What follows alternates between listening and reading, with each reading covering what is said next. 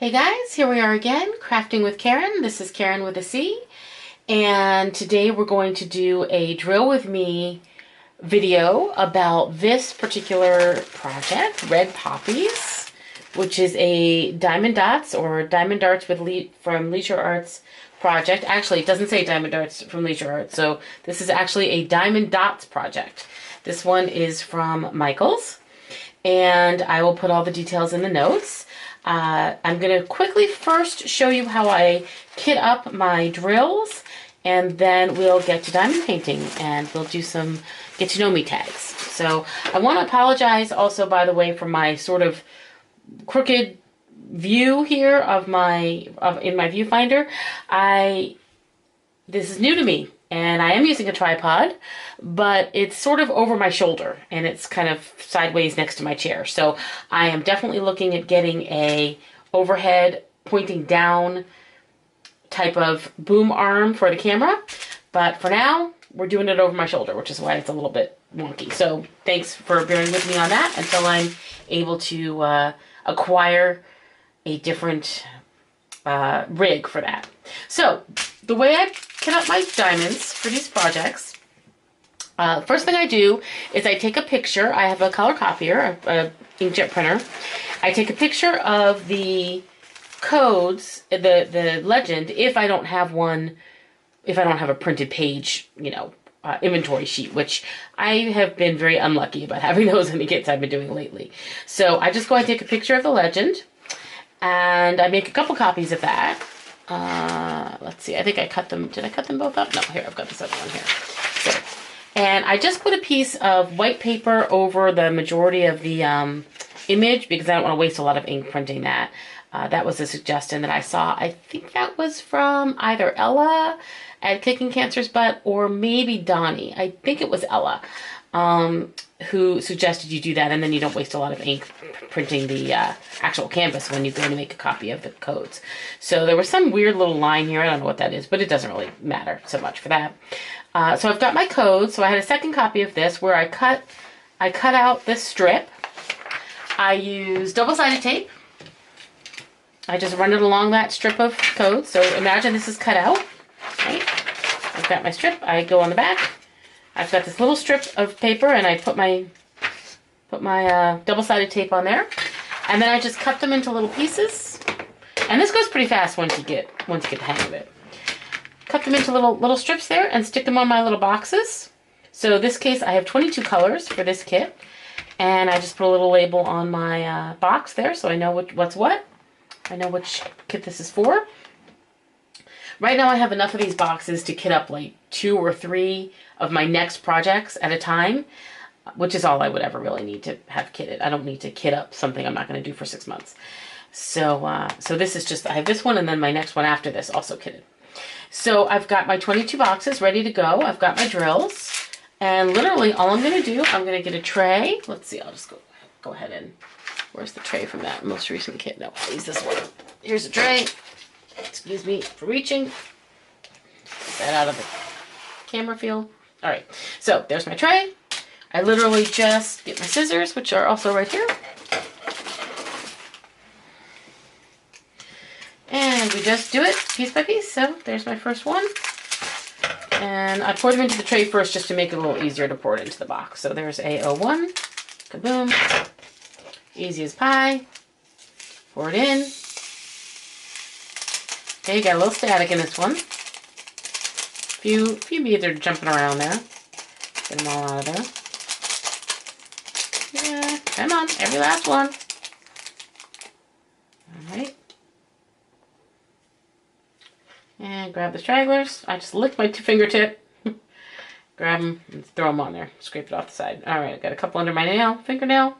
Ha ha ha. All right.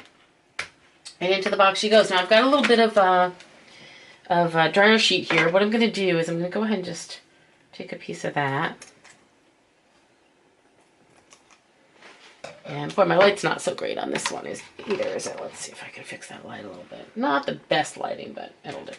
All right. I'm not going to make a big deal about this because there were only a few that were really staticky there. So I'm just going to rub that around a little bit. Grab my stragglers.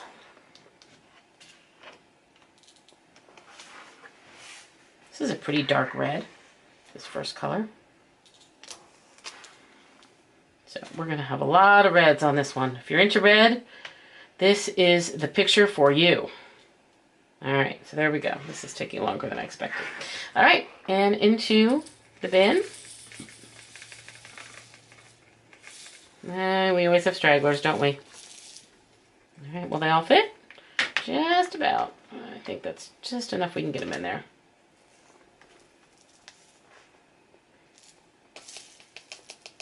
Yeah, we got some flying. Grab those back up again. Now, I could put a little piece of dryer sheet into this box. I don't think I'm going to bother, but I certainly could do that if I felt like it needed it. It's not really too bad here. These plastic containers tend to, these little plastic bags tend to have more stragglers than the, than when they're in Ziploc bags rather than these harder, I don't know, scratchier plastic ones, whatever you want to call it. Come on then. All right, so there we go. So they're all in there, mostly, except for the continued to be staticky stragglers. We'll get them in there eventually. I know this isn't real exciting, isn't it? Makes for scintillating television, doesn't it? All right, so get those last ones. Oh, what? Oh, come on now. They're just barely not fitting in the box. Just that many. I don't want to have an extra box just for this one. These little bits. Looks like we may have a few extras in some of these others. I may go ahead and stick the extras in zippy bags just to hold on to them. All right, there it is, sealed up. So, done, first one. So I'll do all the rest of these. I'm not going to make you watch. And then we will diamond paint. So I will see you in a little bit. Okay, I'm back. I have boxed up all of my drills. I have my 1 through 20 here. You can see lots of reds and some green. Well, you can kind of see. I had some extras of a few colors, so I just threw those into Ziploc bags. I've got a code on here. It says, let's see, red poppy 05, just for my little extras. And I did want to show you two of the colors I found in these Diamond Dots kits. At least one, and sometimes two, so far that I found, colors have extra little sparklies. I don't know if these are considered AB. I don't think they are. I don't know if you'll be able to see in there. If I get it really close. Let's see if it'll focus on that so closely. Can't quite tell, yeah. But they have these little squares, tiny little squares on the top of each bead of different colors, and they make them shimmer a little bit. So let's see if I can get that one in there. If you can see it all. Get it a little more tilted here. There we go. So anyway, so we have two colors of those, 21 and 22. And we've got our extra drills that I'll just throw somewhere to the side here, get them out of my way.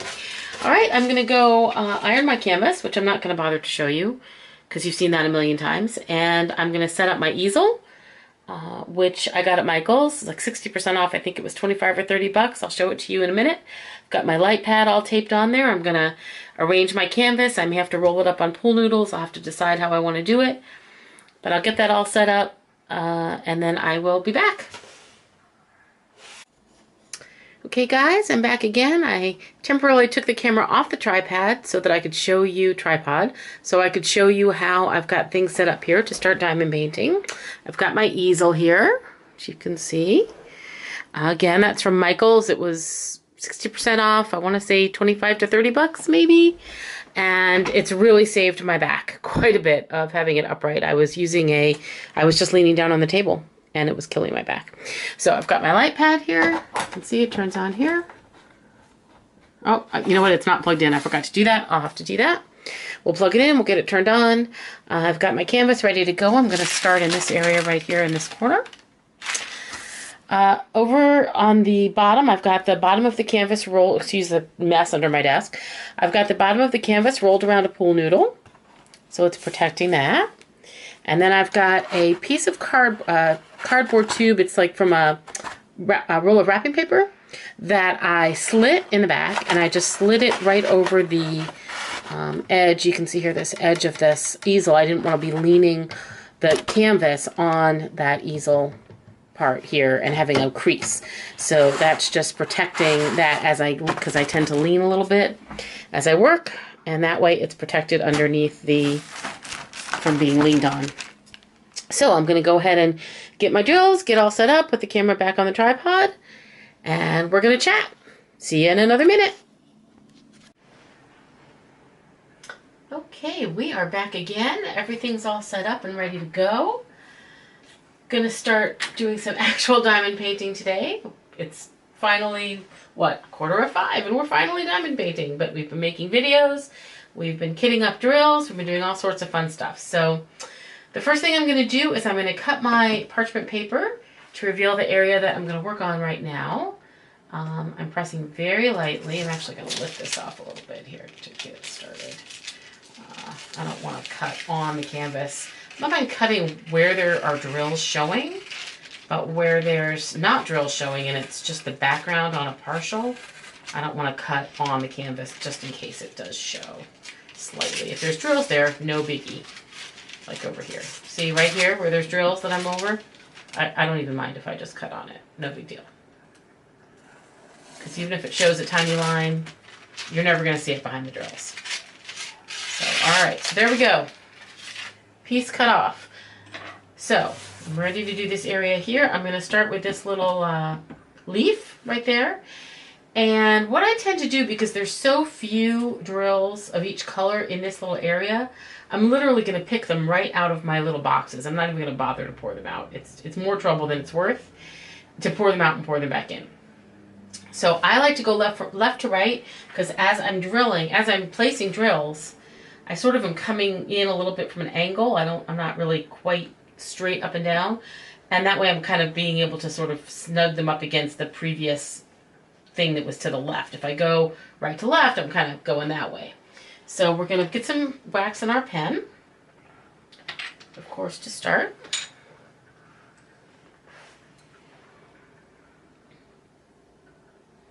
So we always do first, of course. You guys know the drill. There we go. All right, and I tend to always put too much in. Oh, you know what? There's actually none in there. It didn't stay in there. Let's try that again. It's sort of not. Come on now. You know what I forgot to do? I forgot to plug in my light pad. So we're going to do that real quick. Why am I not getting actual wax in the pen here? There we go. Alright, I think I've got some now. Alright, we'll see how that goes. Okay, so let me plug in my light pad real quick here. Okay, that's on level 3 now. And I've got my, I'm going to see if I can put down my magnifier light and use it without it blocking your view. I have a feeling it's going to block your view. Let's just try and see if I can do that. Let's see how that looks. Well, alright, get it right. Okay, so if I were going to use it for myself, yeah, that does kind of block your view a little bit, doesn't it? But you know what? You all know what diamond painting looks like. And this is for me. You're here to just kind of watch me and listen to me chat. So I think that's okay. I think you can kind of see what I'm doing. So we're going to start with this symbol here with the 3 little dots. See if we can find that one in our bins. And I don't really care what color it is, although I can look up here, I suppose. 9, number 9. So here's number 9. There's number 9. There's number 9. Okay. And that's the symbol here. So all right, here we go. So what I'm going to do, as you can see, I do kind of lean my hand on that pool noodle. And I literally just pick the drills right out of the bin. First one, ta-da! Because when there's so few, there's no point in pulling out a tray. When I have all these up here, and they're, you know, many of a given color, then of course I'll pour them in a tray. All right, so here we go. So we're going to do some get to know you tag questions here today, so that you guys can get to know me a little bit, and hopefully as I watch your videos, I have been getting to know you. And if you comment, say hello, leave me a note, I'll get to know you even better. So first question, where did you grow up? Well, I was born outside of Boston in a town called Brookline in 1966. I am 52 years old, not afraid to say it. I don't hide my age. And we lived in Brookline until I was 12. We actually moved on my 12th birthday, which was the middle of 4th grade. My birthday's in December. And we moved to a suburb of Washington, D.C. called Potomac. Potomac is kind of a fancy place, but we didn't live in a fancy part of town. We didn't live on the wrong side of the tracks, as you would say, but we did not live in a super fancy part of town at all. But Potomac's claim to fame is that the high school I went to, which is called Winston Churchill High School, go Bulldogs, was actually the inspiration for Beverly Hills 90210. The person who created it went there, as far as I know. That's my understanding, anyway.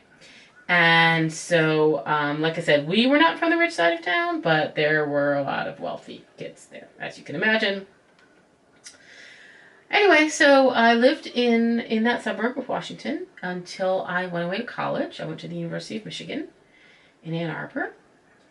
And I majored in a bunch of different things over the years. Ultimately, I graduated with a BA in psychology in 1991. I had stopped and started several times before I finally did graduate. And some other day, or sometime, I will tell you my whole college story. So I've got 2 stories now to tell you that I've thought about that are good for a full amount of talking for a video. One is our story about adopting our son Jordan, and the other would be my college saga.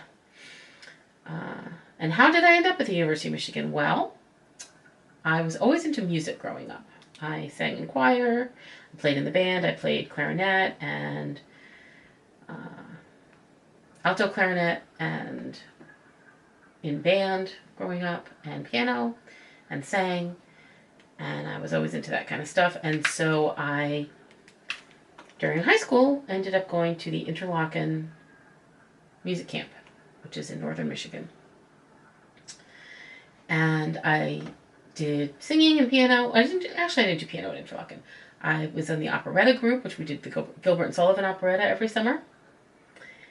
And Interlochen, being in Michigan, was sort of associated with the university. The University of Michigan has an amazing music school. And I knew that even though I wasn't going to major in music, because I just wasn't that good. I mean, I can sing, and that's fine. But I knew it was not going to be my career. I was just not ever going to be good enough for that. But I still wanted to go someplace that sort of had music around and had a choir to, good choir to sing in as an undergraduate and all that kind of stuff. So I ended up, Michigan was the only school that I applied to. And I'm amazed that I got in, because even a couple years later, with my grades, which weren't all that wonderful, I would not have gotten in. So I was very lucky. So I went to the University of Michigan. I started out I was in the School of Liberal Arts, and within the School of Liberal Arts there was a program called the Residential College. And Residential College was sort of like a small liberal arts school within the university. You lived in a particular dorm. The classrooms were in that same dorm, in the main level and in the downstairs. And then most of your classmates also were in that dorm. Certainly freshmen and sophomore students were in the dorm. And so everything was sort of right there. So it was like I said, like a small liberal arts college within the large university. So that's where I went. We'll talk more about college another day. While I lived in Ann Arbor, I ended up meeting my husband, Michael. When we met, we were very, very young. I was a junior at U of M. He was a senior in high school. And maybe I'll tell that story at some point, although it isn't as enjoyable to tell anymore. For those of you who watched my introduction video, you know that we've decided, unfortunately, to divorce after 26 years of marriage. So it's not as enjoyable to tell stories about how we met as it used to be. But suffice to say, we met. We lived together in Ann Arbor for many years. Then we moved to San Jose, California, where we made some attempts at the .com boom in the late 90s. We didn't end up making a ton of money, but, it was fine. We lived there for 5 years and then decided it was time to come back east. We were done with California. We were done with taxes. We were done with the pollution. We were done with the traffic. We were done with the politics. Everything about it was just not to our liking anymore. So we decided to move back to New England and decided that New Hampshire was the place for us. We are members of what's called the Free State Project, which, again, I will talk more about probably another day, but very quickly, The Free State Project is a group of folks, mostly libertarian, who believe that government should be very small and personal responsibility should be what's important. And sorry, don't mind me, I'm just looking for my next color here.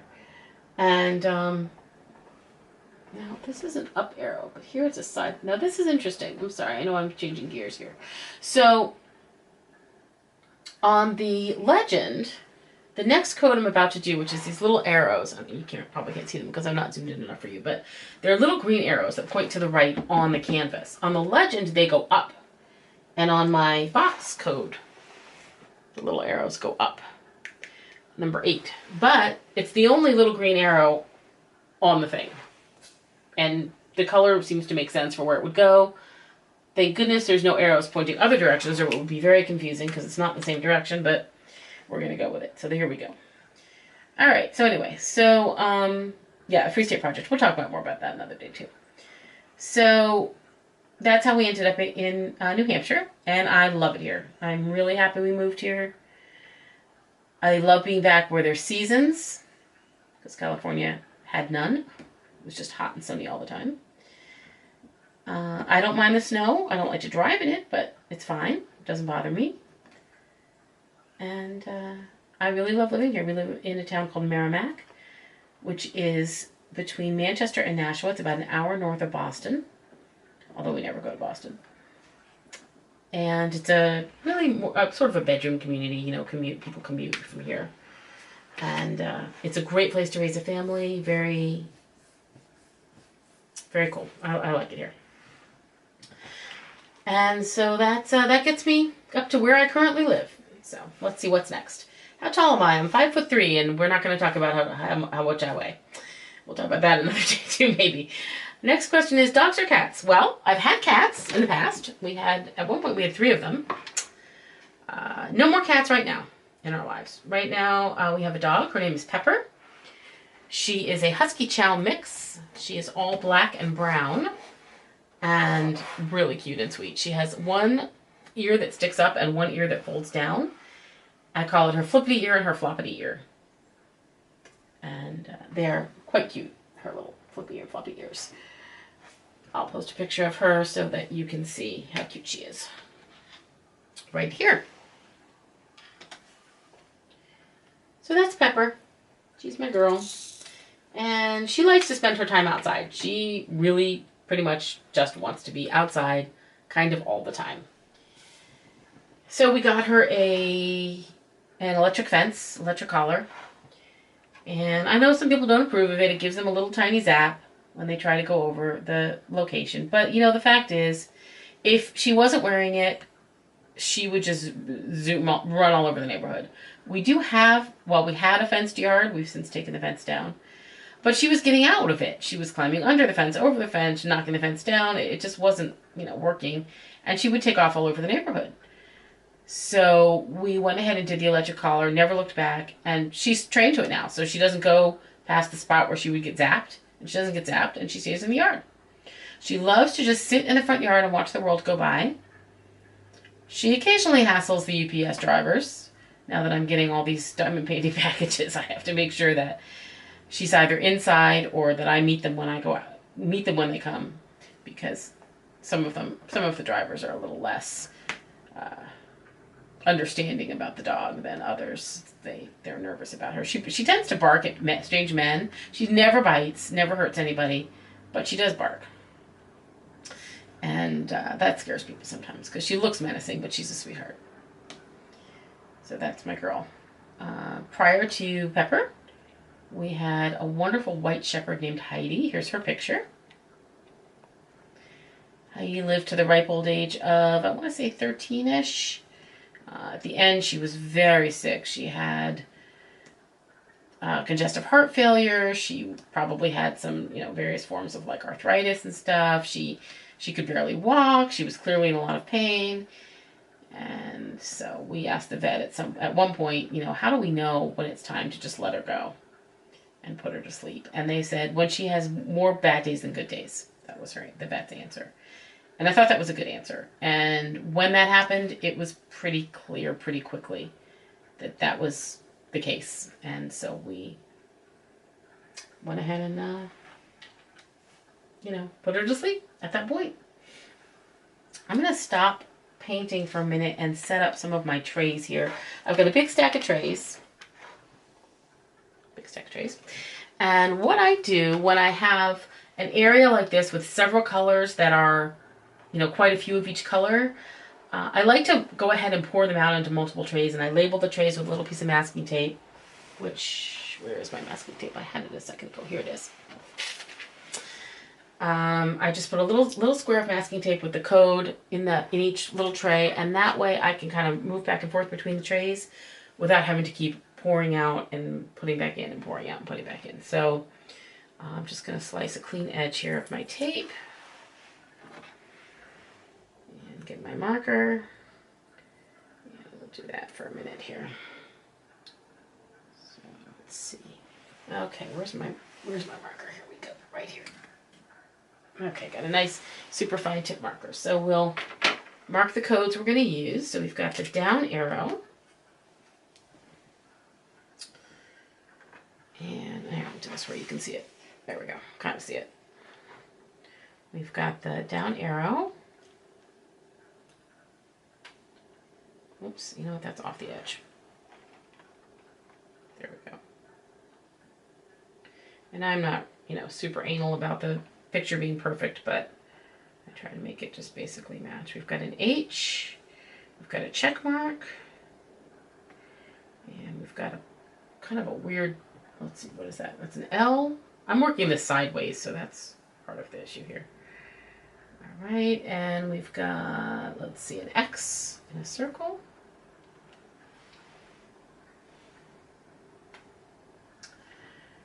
And it looks like that's all the ones that are in this area right here. Oh, no, we've got the little, I call it a spoon. It's like a little circle with a line coming down diagonally. Not an arrow, but like a, looks like a spoon to me, I don't know. All right, so we're going to cut these apart, and then we're going to put them on the little trays. So we've got 6 symbols that are going on right here. Sorry, I know I'm not very good about staying in frame, am I?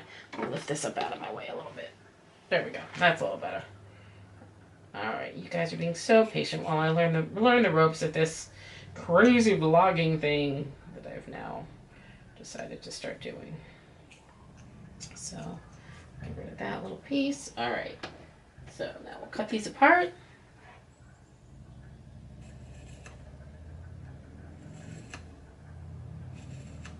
Oop, I'm below frame, sorry.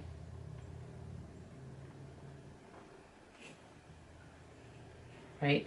Well, they're not very neat lines, but some of the little labels are bigger than others. I think some of my more OCD vloggers that I've viewed would not be happy with that. And I could use those little white labels, but you know, frankly, the masking tape is easier to peel off the stuff. So here's my first one. I've got the H, and I just put it on the edge of the box like that. There's my H. Next is my arrow.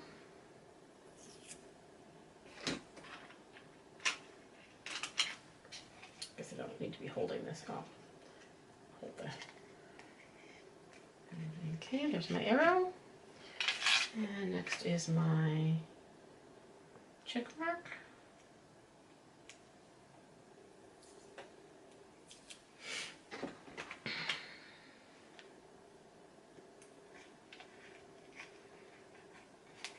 All right, see, she's learning, folks. She's trying to stay in frame.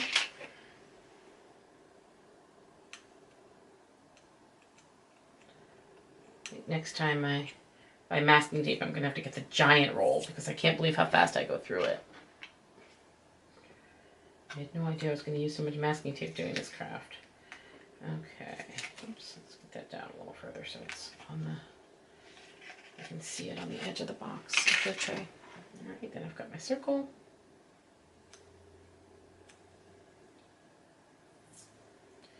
So, that was Heidi. Before Heidi, my very first dog ever was named Maggie. She was a sable shepherd. Stunningly beautiful dog. And We got her when we lived in California. The company that I was working for at the time allowed you to bring your dogs to work. The owners were very dog friendly and brought their dogs, and that's sort of what I guess kind of influenced me to get a dog. Like I was, I just sort of decided I'm going to the Humane Society and just check out the dogs one day. Literally, just sort of decided to go. And there they were. And oh my God, Maggie, she just started licking me like she was like we were meant to be together. She was just meant to be mine. Maggie met a tragic end, unfortunately. We had this little neighborhood park right down the street from our house. And we would take her there, like almost every day. Not every day, but quite often. And there were other neighborhood dogs, and there was some that she would play with sometimes. And we would let her off leash from time to time because she was fine off leash. She didn't go anywhere, and she would play sometimes with the other dogs. So she was playing tug of war with some rope toy or whatever with one of our neighbor's dogs one day, and she broke off the tip of one of her canine teeth. Okay, no big deal. So we take her to the vet, and they look at it and they say, oh yeah, no problem. We can just basically, shave it down so that it isn't sharp, and we'll clean her teeth while we're at it. It'll be no big deal. But by the way, we do need to have her be anesthetized while we're working on her because, we're in her mouth, and what if she bites? Not bites, but, what if, it's just they can't work on her mouth without her being asleep. So, okay, fine. So we say, great, no problem. So we get a call around the time that she should be ready to be picked up. And it's the vet's office. And somehow I knew something was wrong immediately when I picked up the phone. And it turns out, apparently, that she had died while under the anesthesia. We don't really know what happened. We sort of are wondering if it's possible that when they gave her the anesthesia, they did the dosage somehow for pounds rather than kilograms, or kilograms rather than pounds. Like you know how it is when a tragedy like that happens? It's like you want to have someone to blame. You want to have somebody to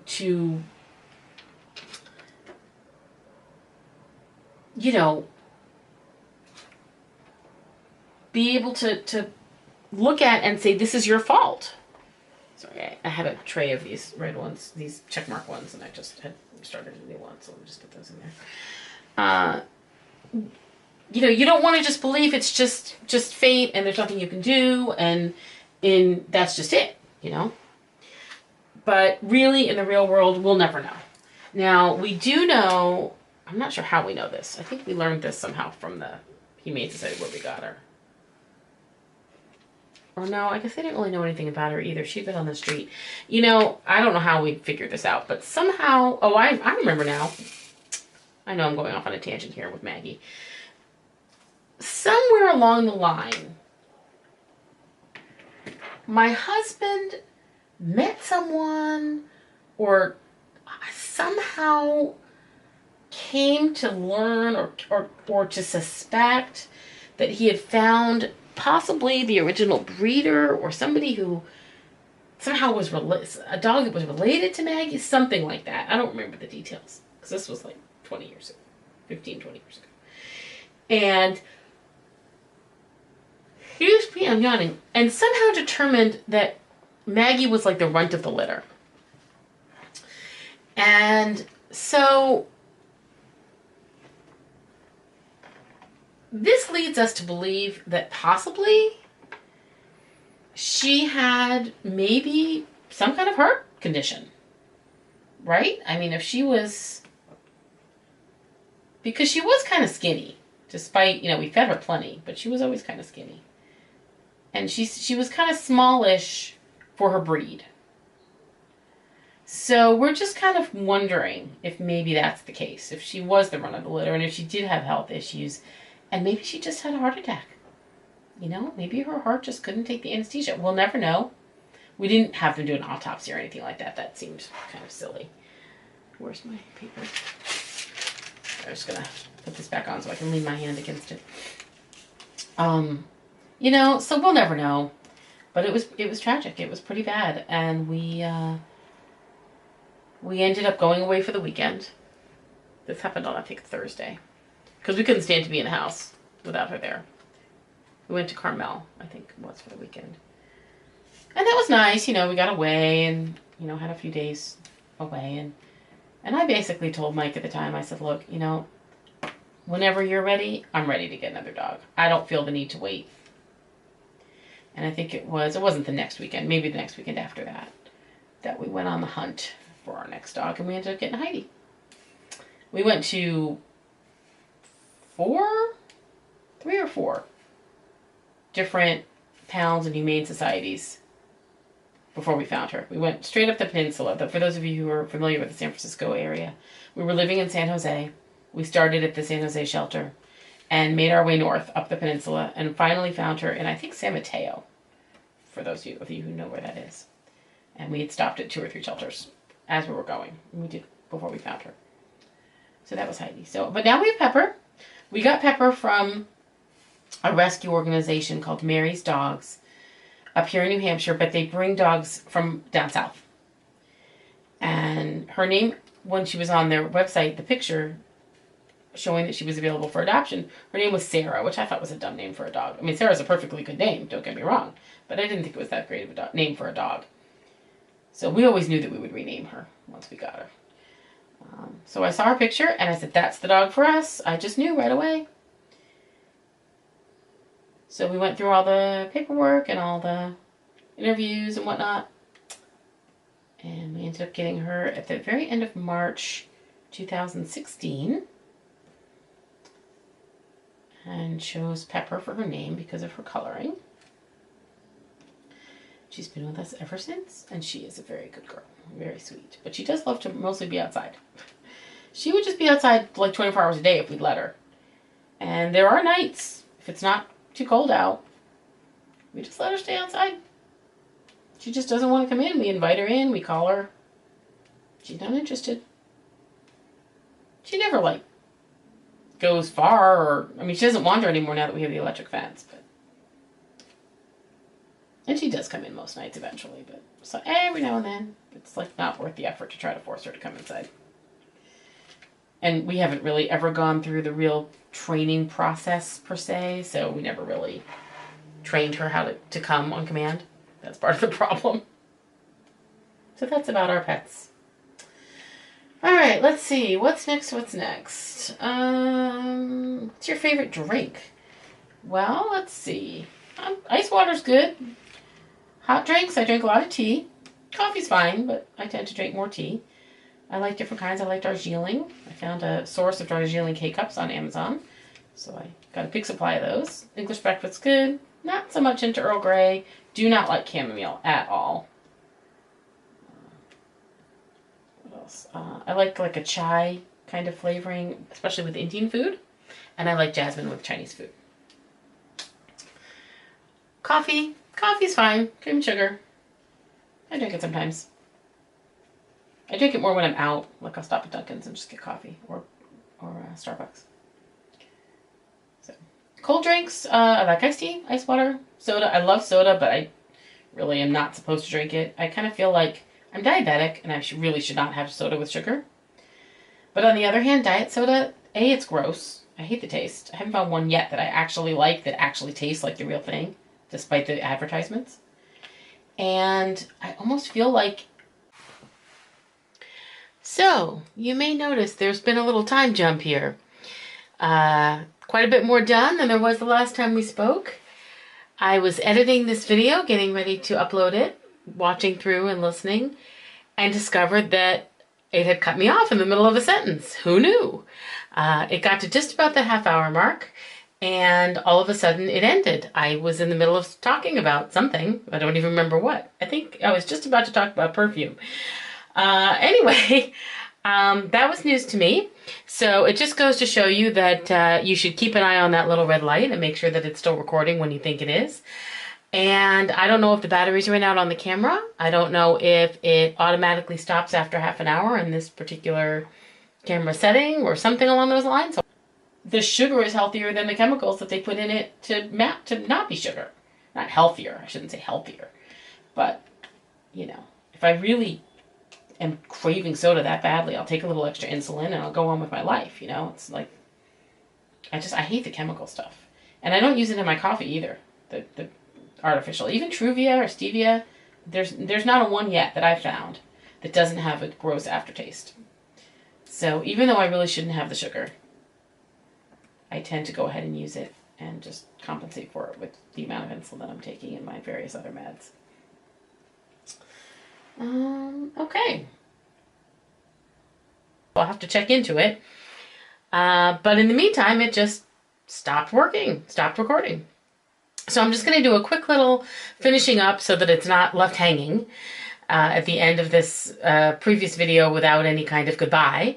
Then I'll start a new one and we'll talk about some more stuff and we'll upload that another day. So thank you for watching. This has been Karen with a C on the Crafting with Karen channel. We've been diamond painting on red poppies, so I've enjoyed talking with you guys. And thank you very much for watching. If you like what you see, please do be sure to like the video and subscribe to my new channel. I've already got a few subscribers, which is very exciting to me. Wow, people actually want to hear what I have to say, so that's pretty cool. Thanks again, and I will talk to you soon. Bye-bye.